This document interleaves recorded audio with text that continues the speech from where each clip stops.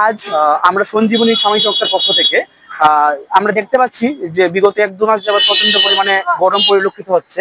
তো এর জন্য আমরা যারা রিক্সা চালকরা রয়েছেন, যারা প্রতিনিয়ত অতিরিক্ত কষ্ট করছেন, কিছুটা স্বস্তি প্রদানের জন্য আমরা ওনাদের গরম তাপ নিয়ন্ত্রিত কিছু আমরা 200 জনকে এরকম আমরা টি শার্ট ডিস্ট্রিবিউট করতে যাচ্ছি আর কি। এর মধ্যে আজ আমরা 100টি করবো এবং পরবর্তীকালে অপর আমরা 100টি আরো করবো। আর কি শুধুমাত্র রিক্সা চালকদের দেওয়া হচ্ছে। মানে আপনারা এই যে টি-শার্টগুলো সামাজিক কাজ করছেন, আপনাদের উৎসটা কিভাবে হচ্ছে?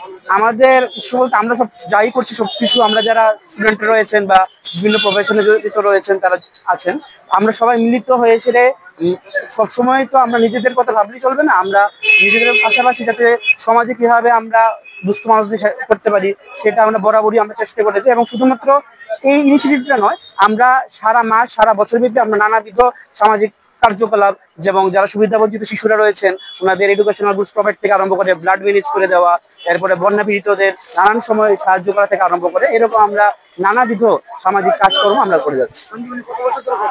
বিগত প্রায় 3.5 বছরের বেশি সময় ধরে সঞ্জীবনী সাময়িক সংস্থা না, সরকারি ভাবে ডাইরেক্টলি আমরা কোনো রকম সহায়তা পাই না।